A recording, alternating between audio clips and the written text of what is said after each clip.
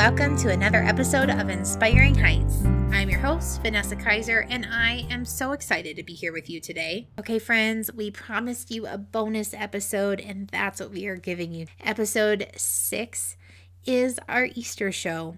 As you may know, we dropped a podcast last week with our friend Justin McGeary on Holy Week. And if you haven't had the opportunity to listen to that show, I would encourage you to stop and to go back and to listen and then come back and listen to this one. One of the things that has been so special for me this year for Easter, as I'm preparing my heart for the celebration of Jesus' death and resurrection, I have really been reading through the Gospels to really understand the timeline, the events leading up to the death and resurrection. I think all too often we can get really hyper-focused on this weekend, and we miss that Jesus had a lot to say in the last week of his life. And I've just been hyper aware of that this year, and I really wanted to not miss it. I really wanted to let the Lord teach me what he has for me to learn by being diligent in studying the events leading up to the death and resurrection of Christ. And in this podcast episode, Pastor Josh and I talk about the Last Supper. We talk about Jesus' walk in the Garden of Gethsemane, and then we talk about the death and resurrection. And one of the unique perspectives that Pastor Josh talks about is that everyone in the story has a unique perspective. The disciples, Jesus, Mary, the people who are persecuting him, the witnesses in the crowd. And we kind of talk about what would it be like to be those people from all of those different angles. And so I hope this episode is as special for you as it was for me. And I hope you can learn from Pastor Josh's wisdom. To give you a brief introduction, Pastor Josh is the lead pastor at Redeeming Grace Church here in South Dakota. Him and his wife, Bree, have 5 beautiful children, and they are fantastic, you guys. We will definitely have Josh and Bree on the show again to talk about what it looks like to say yes to hard things, church planting and adoption and parenting well. They're just a fantastic couple. We love them very much, and we're thankful for their wisdom in our life. So with that, we'll jump right in. Thanks so much for being here with us today. Sure. Good to be with you. Can you tell our listeners how we know each other? We actually met back in 2014. My wife and I have thought about adopting for a lot of years, and in 2014 decided to pull the trigger on it. So we went to Bethany Christian Services, which is where you were working, and we just said, sign us up for an adoption program. And I remember you sitting at our kitchen table while we were asked a bunch of invasive questions about everything that we knew, and you were kind of sitting there. And so that's where we initially met, and then just through that whole process, I think we interacted more with Renee than with you, but we go back to 2014, and then you and Ben showed up at our church, probably a year ago? Yep. Yeah. Just shortly after getting married, and it's like, hey, we know you, and Bree's like, oh, it's Vanessa. I didn't remember your name at the moment, but anyway, remembered that. So we go back. We do. Yeah. We do. That's fun.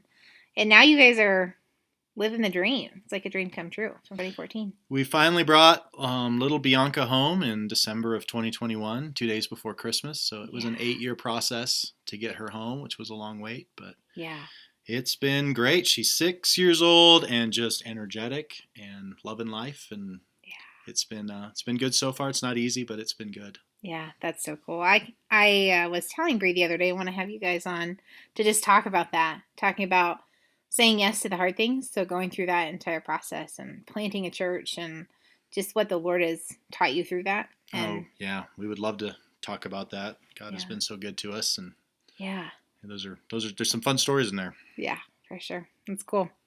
So, hey, we are getting ready to head into Good Friday. Mm-hmm. So this podcast episode is dropping on Thursday before Good Friday. Mm-hmm.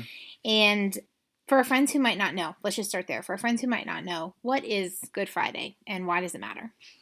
Well, Good Friday is the Friday that comes right before Easter Sunday. Easter Sunday is big because that's the day that Christians celebrate the resurrection of Jesus Christ. And so to back that up, for there to be a resurrection, there is a death. So Good Friday is the day that Jesus was crucified on a Roman cross. It's the day we celebrate that. It's sort of ironic that in church history we call it Good Friday because it's the most tragic thing in the world.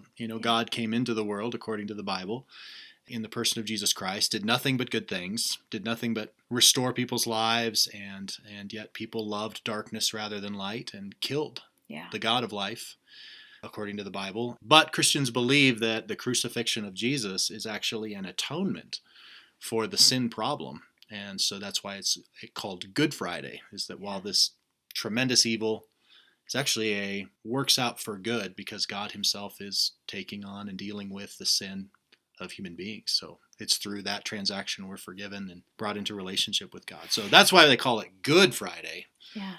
Because of what's going to happen later on Easter. Yeah. Yeah.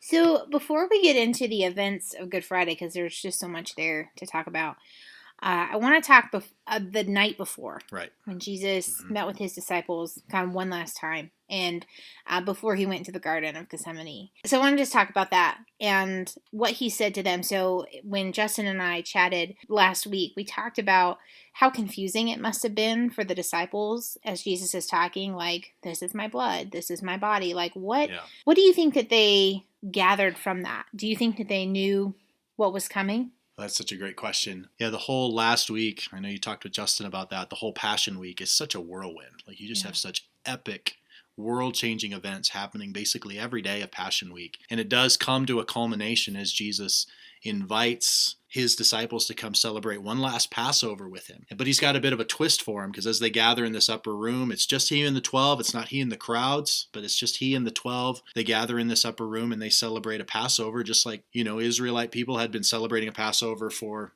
centuries, going back to celebration of God's deliverance of the Exodus. But then all of a sudden he calls out Judas. Judas is about to betray him. He tells Peter that Peter's about to deny him. And then he changes the supper. The Passover is no longer just about a deliverance from Egypt, but now it's going to be the symbol of a new covenant. Jesus says a new covenant in his blood, which would be an ominous thing to think about. Your blood? You're going to die? Like, you're the king. Right. You're supposed to bring in a kingdom. Kings don't die. And when they do, their kingdoms usually dissolve. So it would have been stunning for them to think about he himself is going to be the Passover lamb. And so them eating the unleavened bread, drinking from the cup, that's now going to symbolize the sacrifice that Jesus himself is going to make. What's going to happen in his body. He is reorganizing. He's changing, fulfilling the entire Jewish religion and saying it's about him. Mm-hmm. So that would have had to have been massively traumatic in some ways. Like, everything you've known has now been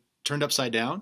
Right. Yeah, it would have been really confusing because you're just not expecting that. No question. They're sitting around wondering, what is he talking about? Right. And what are we eating? Did so much of his ministry, right? Yeah. Like, because he's spoken parables, and they're like, wait, what does that mean? Hold on. Can you work that out for us? Time out.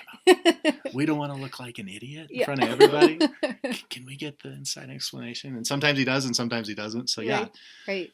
But this is now ratcheted up to level 10. Like, you're messing with the religion. You're changing this covenant meal and now saying it's about a new covenant. So. Right. Yeah. Sometimes when you're in a situation and you have a lot of questions, it's hard to pay attention to what's going on because you're thinking about all the questions. I can't imagine being there, like being Peter and being like, and then being able to pay attention to what Jesus was continuing to say, because I would be like, man, what does that mean? And trying to put the puzzle pieces together. It's just interesting to really sit in that a little bit and to really think about what it would have been like to be there and to be trying to figure out what Jesus was talking about. Yeah. And the timeline, because we're humans, and so that would have been probably my first question. Well, when are you dying? When should we expect? And how is that going to happen? When should we expect this to all come to be? And Peter's like, I'll die with you. Yeah. Which turns out that he doesn't quite have that level of courage. He's more talk than act. But yeah, so they definitely, he's been telling them that he's going to go to his death, but they're not getting it. They're not tracking. Right. What do you think the significance is of Jesus washing the disciples' feet? I think that's a tradition that we see happen sometimes at wedding ceremonies. And what do we really learn about Jesus in that moment? Yeah, you're referencing John 13, where Yeah, they come into the upper room. They're getting prepared for this meal. It's a special meal, has tremendous significance, like we've talked about. And typically there would be a servant or the lowest member of the group, the lowest disciple, would then be tasked with washing feet because they'd been walking through everything that exists in the outside with animals and all that stuff. So wash the feet. We're going to eat together. And the disciples have regularly had this rivalry about who's going to be the greatest, who's going to get to sit next to Jesus in his new kingdom, who's going to get to be on the right hand and the left hand. And Jesus has been having to tamp that down again and again. And I think now, right before he's about to go to the cross and he's about to make this significant change to the Passover meal and bring in this new covenant, and everybody's sort of playing a game of chicken of like, I'm not washing feet. Oh, we probably have someone else wash feet. And then Jesus takes the posture of the lowest. And just imagine how humbling that would be. Mm-hmm. In fact, Peter himself says, you can't wash my feet, Jesus. And it's like, Jesus is like, well, unless I serve you in this way, you have no part of me. Sure. Unless you're humble enough to receive the service of Jesus. He did not come to be served, but to serve and give his life as a ransom for many. So then he explains to them in John 13 that you need to follow my example in this. The greatness in the kingdom is about those who serve, those who put others first. Yeah. And I am the kind of person, I'm the kind of savior, I'm the kind of king, I'm the kind of God who puts myself in the low position to lift up the unworthy. Yeah. And you're going to represent me in the world by being like that. It's a powerful image when you think of what Jesus is about to do. One of his final acts is to wash the feet of the disciples, even those who would turn on him. Right. So, and he knew that. He knew that was going to happen. Mm-hmm. Yeah. Yeah. Like just our human nature really fights against that posture of humility. And especially our enemies. Mm-hmm. Like you might be willing to do that for your spouse or your kids, but to do that for the one who's going to betray you is tremendous act of humility and grace. And Jesus himself models that. So to follow him is to take that same posture of service. Yeah. So after the supper, when Jesus goes to the garden, let's talk about that. What do you think that was like as Jesus was talking to God and, Judas is off, he's betraying him and Peter is sleeping and the rooster is crowing. What do you think that was like? Yeah. So, if we go on Thursday, if they're having, we're just kind of approximating here, if they're having this special Passover meal, Lord's Supper, washing feet, that whole episode in the upper room, if that's from 6 to 9 p.m. on Thursday night, then it's starting to get dark and they cross through the Kidron Valley up to the Mount of Olives to the Garden of Gethsemane, and now they're going to pray. And Jesus comes back multiple times and he talks about praying for an hour. Possible that he prays for 3 hours. Well, it's getting late. It's understandable that if it's from 10 to 1 or 11 to 2 o'clock that these guys would be getting sleepy. And so they do. They fall asleep. They're just not aware of how the next 24 hours is going to go. Right. John tells us, John 14, 15, and 16, seem to tell us that Jesus is doing some teaching with them between the upper room and then getting to the Garden of Gethsemane. So he seems to be teaching them on the walk. And then he has this special time with he and his Father of prayer. John 17 talks about it. He sweats drops of blood. Let this cup pass from me. So Jesus is beginning to process, even physically, what is about to take place. Physically, emotionally, spiritually, he is starting to get into that mode and actually pleading with his Father for strength. God, in all of your infinite wisdom, could you run all the scenarios in your brain? Is there any other way to save sinners than me going to the cross? And the answer seems to be no. Well, then your will be done, not mine. And the disciples don't seem like they're tracking with it. They've just had a big meal. Jesus said some weird stuff. And we're going to prop up against the tree, and we might pray for a few minutes. And then you just see that they are not physically or emotionally prepared for what's about to happen. They're about to scatter as Jesus is arrested.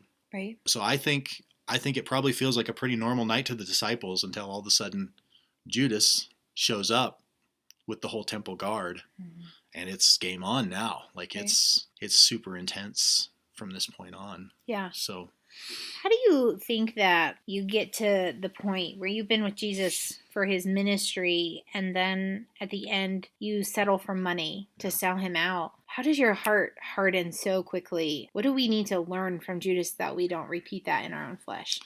Judas is scary, isn't it? It's a scary thing to think that you can spend so much time with Jesus and seem to even be able to be included in some of the miracles and mission trips and episodes, to view all that and have it not actually in your heart. Yeah. That's a terrifying thing to think, that's a possibility. Yeah. to be sort of counted among the closest of Jesus' disciples but not be changed, which just tells us we should be cautious there. One thing, like if you read the four Gospels, you notice that there are some hints that the writers put through there that Judas, while part of the 12 and participating in all the things, his heart does not seem to be, he never calls Jesus Lord, only refers to him as Rabbi. So it doesn't seem like Judas is ever fully convinced that he's really God. Sure. It seems also that, he's the keeper of the money, and he seems to be the one that's always bringing up money things. Sure. Also, whenever there's a listing of the disciples, it seems like the listing is sort of almost like the intimacy, like Peter, James, and John are the closest. They're always listed first, and Judas is always listed last, as if he had the least amount of a relationship with Jesus. The only conversations that we have between Judas and Jesus are Judas kind of being critical. So you have these hints that Judas has sort of got ulterior motives. Yeah. I think that one of it's money, because it seems like that seems to be his primary thing. He puts spiritual language around it. We could give it to the poor. Yeah. All along, he's kind of pilfering from the money. He's willing to trade Jesus out for 30 pieces of silver. And then I think also Judas he's probably viewing Jesus as the kind of Messiah that would overthrow Rome. So I kind of wonder, we're not told exactly why he betrays, but if we kind of put some pieces together, it might be that Judas actually thinks that maybe he's accelerating this plan. That if I can just bring him into conflict with the establishment, if he's really a king, he'll win. Sure. Like if the whole goal is to liberate Israel from Roman occupation, if we could get this going, sure, that'd be great. This guy can raise the dead. He could, if we go into war, he could heal wounds. Sure. Let's get this going. So Sure. I kind of wonder if Judas isn't feeling like he could get this thing going. And then when he sees that Jesus is not going to overthrow Rome, he tries to pay the money back. He feels regret. Right. It's never really repentance, but it is regret. Yeah. So it is a reminder that can kind of look the part, but unless there's a change of heart and a real intimacy with Jesus, it ultimately gets exposed as a fraud. And Judas seems to have bought into some sort of kind of prosperity gospel, really, of like, if this doesn't bring me money or power or prestige, then it's not worth it. It's not worth it to him. So yeah. That's interesting. Okay, so Jesus goes from the garden and he's arrested.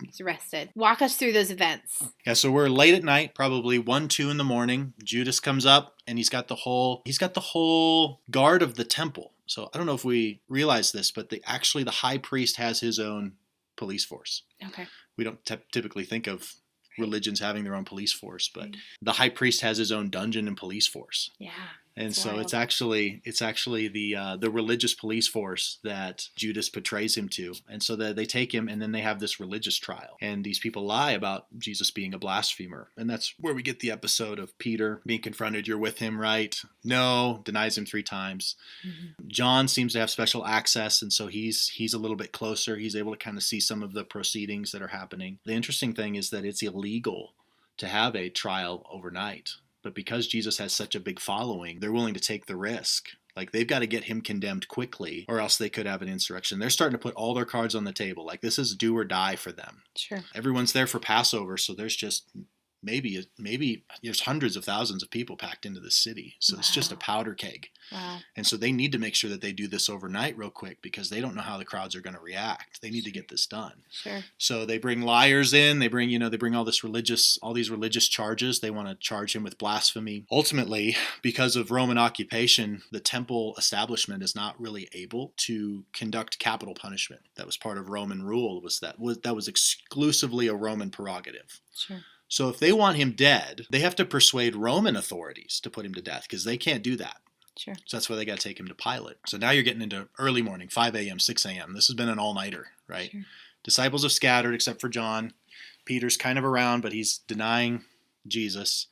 So then all of a sudden it turns into more of a political trial. Pilate really doesn't want to put Jesus to death. Yeah. And he's like, oh, he's from Galilee? Well, that's Herod's jurisdiction. So he sends him to Herod, and Herod's kind of intrigued. He's heard of Jesus. He's never met him. Sure. So he kind of wants Jesus to do some tricks for him, but it's like Jesus doesn't play along. So they beat him up. Herod beats him up and sends him back to Pilate. Now, this is a Jerusalem thing. This is not a Galilee thing. Yeah. So now it's back to Pilate, and Pilate's wife comes to him and says, do not mess with this guy. I've had a weird dream. I haven't been able to get it out of my head. Do not deal with this innocent man. And you just see Pilate trying really hard to find some loophole. Pilate is a Roman governor who is tasked with keeping the peace in Jerusalem area. kind of Palestine. That's the word I'm looking for. And it seems like looking earlier in Pilate's history it seems like he's not in the best graces with the emperor of Rome at this point, with Caesar. And so he's really feeling the pressure because he has mismanaged some things before. So he knows that his head's kind of on the line. If this becomes an insurrection, he's going to be in trouble. Well, if he comes down too hard on these people, well, then they might rebel. So he's caught between. Sure. He's looking out for his own well-being, and he's already on thin ice to begin with. Sure. So he's really trying to find a way to both declare Jesus guilty in a way that doesn't create a riot, but not put him to death, and now create some sort of tension with Rome. Right. So the religious leaders come and go, he's claiming to be God, that people are calling him Lord, only Caesar's Lord. This is treason. He's coming up with a rival kingdom. Yeah. And so you just have this tension eventually to the point where Pilate says, you know what, we have a tradition here to try to keep the peace, to make sure that you never feel like Rome is being too oppressive. At Passover, we always release one prisoner to you of your choosing. If you don't want to release one, great. But at Passover, because we respect you. We're good Roman rulers. We want to respect your religion. We understand that sometimes. So we're going to give you one pardon every year just because we love you. We love you. We think you guys are great. And we just want to, let you off the hook on something. So pick one. What's funny is that he offers Barabbas. And he's like, there's no way they're going to pick Barabbas. Right. He's already led an insurrection. He's a murderer. He's a robber. This is like letting a terrorist. This is like, do you want to let Jesus go free? Mm-hmm. The one who makes your everything better? Right. Heals people? He's just making things better. Or do you want to have Osama bin Laden? Like what which would you pick? And Pilate's expecting them to go, give us Jesus. Right. And they don't.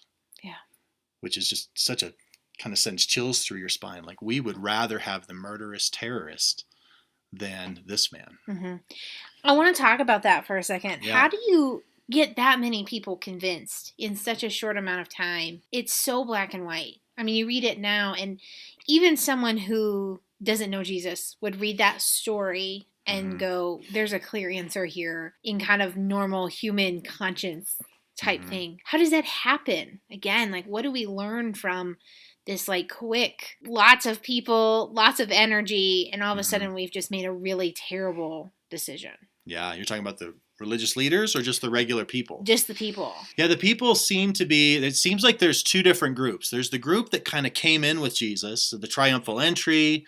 There's all these folks. Jesus comes in and cleanses the temple. Like, that's a big deal. So there seems to be those that are kind of following the religious establishment. There seems to be Jesus, and there's just these people sort of like watching this play out. Yeah. And the crowd seems to be easily whipped into a frenzy. It seems like throughout the Gospels, it's been building for some time. Yeah. That the Pharisees, the Sadducees, the Sanhedrin, the religious leaders, Jesus is a real threat to them because he's upsetting their system. Yeah. So it's about power. It's about, he's reinterpreting the Sabbath. He's calling us vipers. Like, it's just when your livelihood is threatened. Yeah. And it just shows that over time they had become more interested in serving themselves than they had and maintaining power. And you know what? If the Messiah is going to come, he's going to check in with us. He's going to get our stamp of approval. And if this guy comes in and thinks he's the Messiah, he's going to wreck it. Yeah. He's going to wreck the whole plan of God. Yeah. So it feels do or die to them. It's hard to say. Yeah, yeah. There's so many motivations, I guess, on so many levels. Yeah. If someone were to be alive today, for example, who claimed to be a prophet, let's say, we would have a great deal of skepticism, right? You'd be like, probably not. Yeah.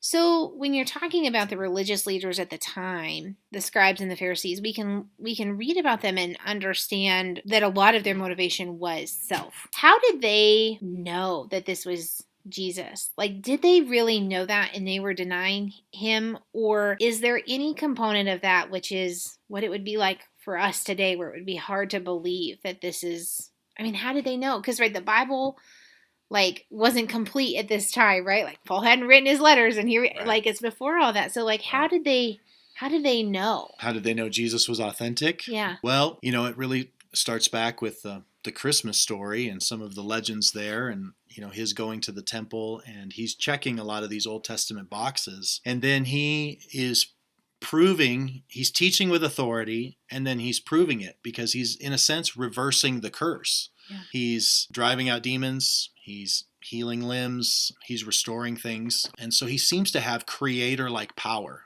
Sure. to stop storms and put fish in nets and walk on the water. walk on water. Yeah, he seems to be able to master time and space, be able to heal people at a distance. He seems to be able to read people's minds and predict the future. And so Jesus is lining up all of these boxes. To one extent, is like, if you don't really want to believe in Jesus, then you won't see. He who has eyes to see, let him see. He who has ears to hear, let him hear. Sure. So those that are looking and really looking with honest faith tend to see that. And those who really don't want to believe really can't see. Okay, so I got us on track. Sorry. So Yeah, that's right. they decide to let Barabbas go free, and Jesus is going to be crucified. I think it is hard because the Bible is pretty graphic about how that went. But it's important to sit in that and to understand like how painful of a death crucifixion is. Justin and I were talking about this. I think sometimes for Christians, it becomes this like, oh, yep, like Jesus died on the cross for my sins. And we talk about it like it's like an everyday like sort of thing and it's no big deal. When in fact, it's the most painful way to die. Yeah, the Romans had really perfected that as an execution device. Like, what is the way to inflict the most possible pain and to do so as publicly as possible? Like, crucifixion is done along the main road. It's like, we live in Rapid City. Like, it'd be like putting up execution devices along I-90 as you're coming into Rapid City, just to go, you don't mess with these people, right? This is what we do with people who break the law. Right. And so it's the most public. It's like, how can we prolong life as long as we want to and maximize pain? And so it's just tremendously shameful, tremendously painful. And we forget that Jesus is what they call scourged before this. Like, he's taken and whipped. Pilate's like, let's just whip him. Yeah. Maybe that'll be enough. Well, he doesn't really want to kill him. Right. So let's scourge him. And so they hit him 39 times with this thing called a cat of nine tails, which is basically a whip with 9 strands on it. And in that whip are pieces of bone and metal and stone and glass, so that when those 9 straps hit someone's back, they dig in and pull the flesh off. And they had perfected that torture device to such an extent that they realized that 40 lashes would kill a man. So let's just give 39. Wow. So Jesus probably had the skin ripped off 2/3 of his body. Yeah. And it's just shredded. He's got a crown of thorns. It tells us that he was barely recognizable as human because his face is swollen. Then when you think about nails being driven through the wrist, if you've ever hit your funny bone, if you can just imagine a nail right through your wrist into that nerve and in the other nerve, and then through the feet, and then to hang there on the cross and scrape up a cross, because you have to push up on your feet. You can't exhale when you're hanging from your arms. So you've got to push up on that nail on your feet against the rough back of the cross, and you're just muscle and bone. The skin's ripped off. Push up against that, scrape up against it, and then to put all of the weight alternating between your feet and your hands, feeling just the shoots of pain up and down every breath. The death of crucifixion was often suffocation. You just get so weary that you no longer exhale and you just die. It puts so much stress on the heart. Sometimes there's cardiac arrest. The lungs fill with fluid. It's just awful. And they crucify Jesus at 9 a.m. and then it's not till almost right before sundown that he finally dies. Yeah. So if you can just imagine that many hours of that, pushing up and down on this cross, struggling for every breath. It's a race between whether your heart will give out, your lungs will give out, or you'll bleed to death. Just a race. Let's just see what happens. And people are watching this. Yeah. So. Which is bananas. Yeah. Isn't it? I mean, you think about like how traumatic it is if you like come across a car accident where someone has been thrown from the car and is deceased on the side of, like just, or like whatever, like, or even like someone dies of natural causes and they're 90 years old and you are there. Like, it's so traumatic. And then you think about that gruesome, like, and people find in that we're finding pleasure in watching. Yeah, that was somewhat of an entertainment, is really sad and sickening, and that people thought that Jesus deserved that is stunning. Yeah. And then I think what I marvel at too is that how much Jesus is thinking about others in that moment. Mm-hmm. He's saying, Father, forgive them. They don't know what they're doing. They kind of know what they're doing, Right. but they kind of don't Right. as well, Right. in kind of an eternal sense. And then it's also like, his mom is standing there. If you just imagine what Mary has gone through. Mm-hmm. And she was given a prophecy when he was young that you're going to have a sword pierce your heart too. Yeah. This is going to be a tough thing to be the mother of this man. What a high honor. And then also what a awful experience you will have. And while he's on the cross, he looks to John and says, hey, take care of mom.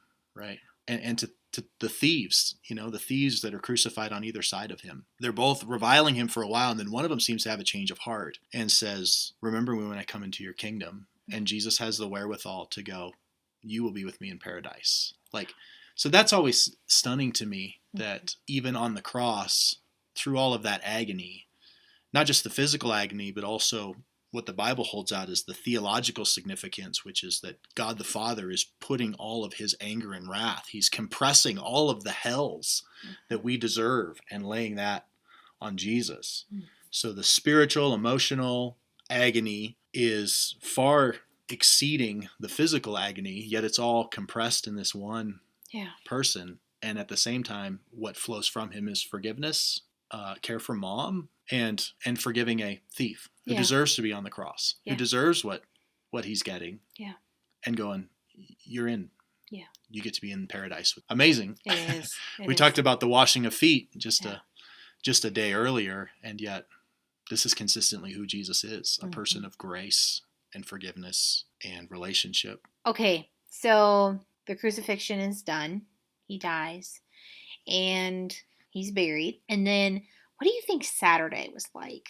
Man, Saturday must have been like the weirdest Saturday ever for those followers, because it's got to be like, well, now what do we do? Yeah. So it's a Sabbath day. So, everybody's supposed to kind of be chilling out on that day, right? Yeah. That's why they don't bring spices and herbs on that day to come decorate that. That's going to wait for Sunday, the first day of the week. I can imagine it's just deeply sad. These disciples have left their fishing business. What are they going to do? We feel like fools. We went all in on this. Yeah. And it didn't work. The kingdom didn't come. And he didn't even stop it. Yeah. He could have done something.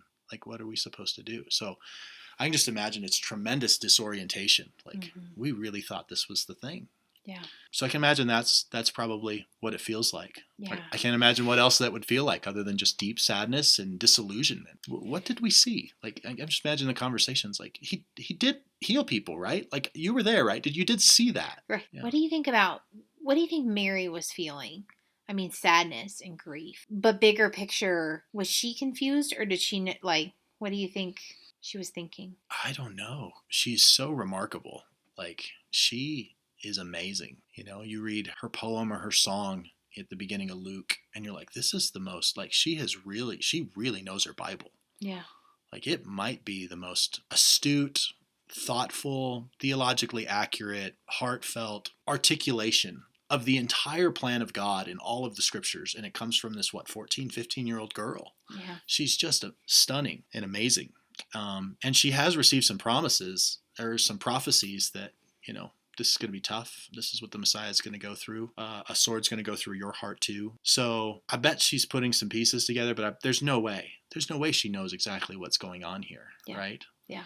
So it's got to be terrifying and agonizing and a nightmare. I still kind of think, just from what we've seen of her, that maybe there's this little flicker of, this can't all be for naught. Yeah. I don't know if she necessarily knew resurrection was the answer, but it's she's just seen too many things with this boy, you know? Yeah.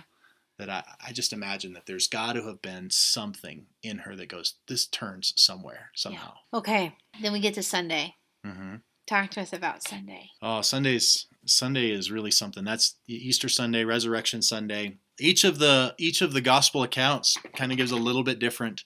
They're not contradictory. They're kind of talking from different angles, just as you were, to bring witnesses into the same event, you might get different details. So some have sometimes questioned the reliability of the accounts because the resurrection stories are a little bit different. Sure. But it's just normal human stuff that you're going to get different details in different people. So that shouldn't bother us as we read it. But I think, these women go to the tomb and they bring spices. They're going to anoint his body. They're going to, kind of try to make things pretty and nice and honor him. And they meet these angels that then go, "Who are you looking for?" The guy who was buried here a couple days ago, and he's not here. He's risen. And then the encounter where Jesus is mistaken for a gardener. I think there might be echoes back to the Garden of Eden, where God creates a garden for humanity to live in, and God himself is a bit of a gardener, and then he creates Adam and Eve to be this perfect humanity and goes, "Hey, you finish the project. You spread this garden out through the whole world." And so, if it was me, if I was resurrecting, I would come back at halftime of the Super Bowl where everyone would see it, and I would, oh man, it is on Pilate. I would be leveling, like I would want to bring the. Yeah. And Jesus is like, he looks like a gardener. Yeah.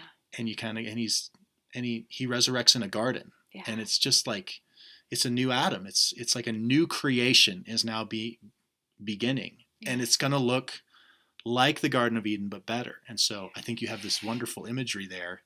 And it's stunning that it's women that get to be the first testimony, because women, their testimony wasn't considered legitimate in court proceedings. Mm-hmm. If you were making the story up, you would not let women be the first ones to do it. Yeah. Like that just would not fly with anybody. Yep. But the gospel accounts are honest, going, no, this is the deal. Like this is part of what gives it veracity and believability, is actually it's not.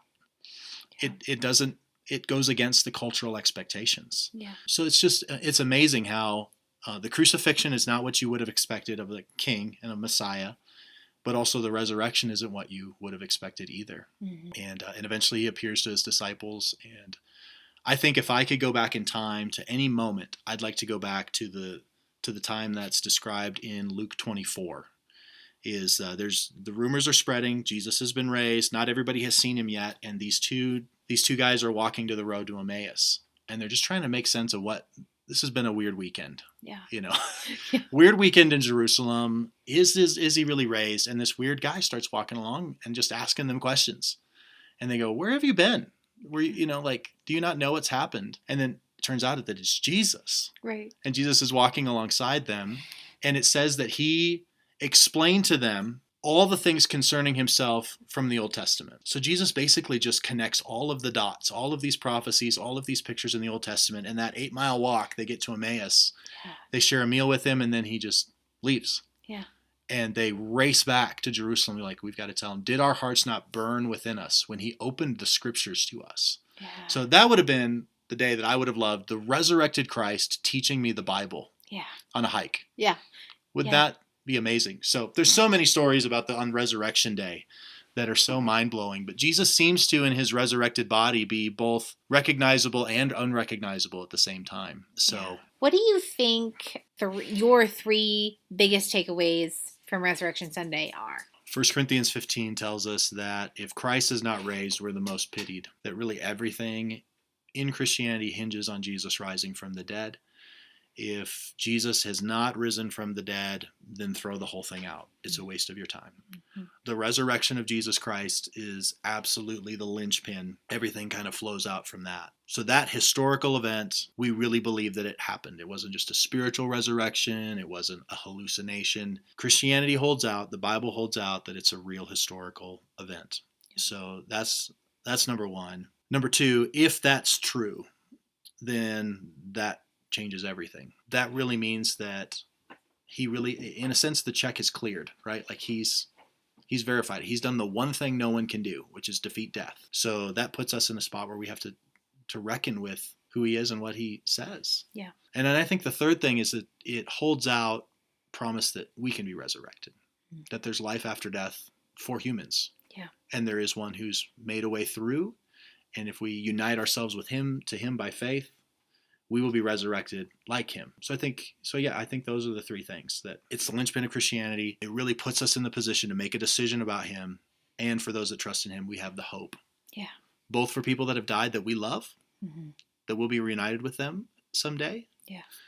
And the fact that everything terrible that has happened in our life, every terrible thing we have done, can be fixed, can be made right. The messes we've made can be cleaned up. I find that very comforting Yeah. as a person who messes up a lot. Yes. So, Yeah, for sure. What does it look like to be reconciled with God? How do you get there for friends who might not know? And what does that look like practically speaking? yeah, the Bible holds out that God is holy and he is the king of everything, that we're accountable to him, that he is holy, that we are to be conformed to his character, but also that while we as human beings have been made in his image, we have rebelled against him. We have committed treason against him, and we deserve justice. That offense against an infinite God means that there's an infinite penalty to be paid.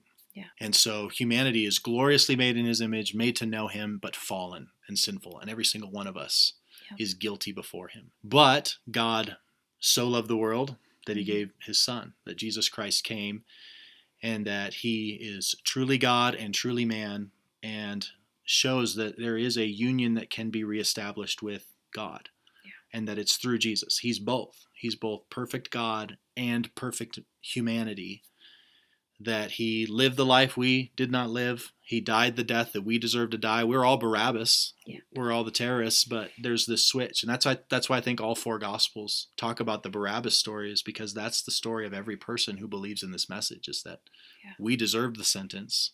Jesus took our sentence, and we get his freedom. We get his righteousness. And so then there's just the response of like, repent and believe. Yeah. Turn from my rebellion against God and trust in this one, that I can't fix myself, that I can't make myself right with God, but that he has made a way for me to be forgiven and reconciled. And that's through the horrible death on the cross that happened and the glorious resurrection. Yeah. I'm going all in on that. Yeah. So that's what the Bible holds out as the gospel: God, man, Christ response. And so if we believe and embrace those things by faith, then we are reconciled to God. Yeah, that's sweet. Sweet. As we get ready to celebrate Easter, our listeners are hearing this on the Thursday prior to Good Friday, Resurrection Sunday. What are things that we can do as we move into this weekend to really prepare our hearts and to reflect and to not lose the significance of this time, but to really sit in it and contemplate it? What can we do practically to do that well? Yeah, I would say read the crucifixion and resurrection accounts in each of the Gospels. You could pick one, or you could read all of them. One thing I like to do is actually just pull up the Bible app on my phone and have it read, but then also be looking at the words, so that it's both my eyes seeing it and my ears, so it's multi-sensory. Yeah. There's something about hearing someone reading it and following along on the page that just sort of like, it engages more of me than if I'm just doing one or the other. Yeah. So doing that. And I would say that reading it and kind of forgetting about yourself, I think that we too quickly get to introspection, when really I think just get lost in the story and try to see the story through the different characters. Like this centurion that's part of crucifying. He does this every day. He's an executioner. This is what he does. But he gets to the point where Jesus dies and he says, truly, this was the Son of God. Like, what's it like for him? Yeah. So I would encourage you to just like get lost in the story and look at it like we talked about in this podcast, of the different perspectives. And the Gospels are written in such a way that you can see what the right response is to Jesus in the characters. Yeah. In the thief on the cross, you got two options. You can mock Jesus, or you can call on him and ask him for forgiveness. Yeah. The characters will show you, because they're people just like us. Yeah. So to go, what is it like to stand there at the cross and picture this and feel the horror, feel the tension, and also at the same time feel the relief and the glory of the resurrection. So kind of lose yourself in the story. And then and only then, after you've sort of been in the story, got lost in the story, then come out and think about, what's my response? What's my response to this message? If it's true, what does this mean? Yeah. Yeah. It means everything's changed. Everything's different. So just read it, maybe even listen to it, and just get lost in it. Yeah.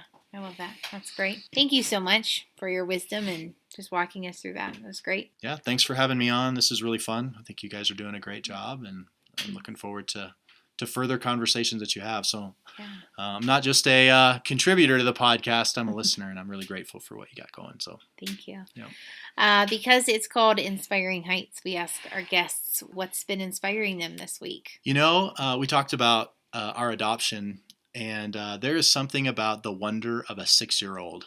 Yeah. And to I love all of my kids and love the stages that they're at, but there is something about this little girl that's come to a new place that, like, she didn't know how to use a slide on the playground. Mm-hmm. Teaching a kid how to use the slide and then seeing a whole world open up of wonders.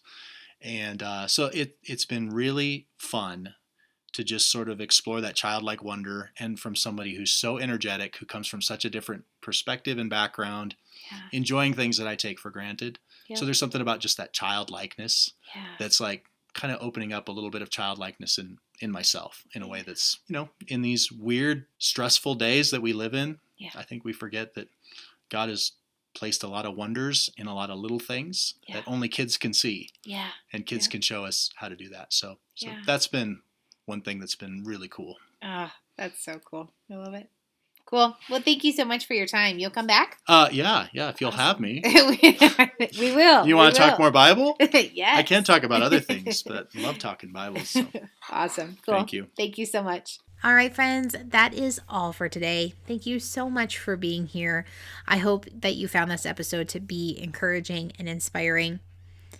I want to take a second to wish you a very happy Easter weekend. I hope that you make time this weekend to stop and reflect on what it is that we're celebrating, the death and resurrection of Christ. Take a second to open the Gospels, Matthew, Mark, Luke, and John, and read the accounts of Jesus' last days on earth. He gave us a lot of wisdom to reflect on, and we shouldn't miss that. As always, friends, we would be honored if you would leave us a review on the podcast and share this with your friends. You can find us on Instagram and Facebook at Inspiring Heights. Until next time, take a deep breath and be inspired where your feet are. Bye for now.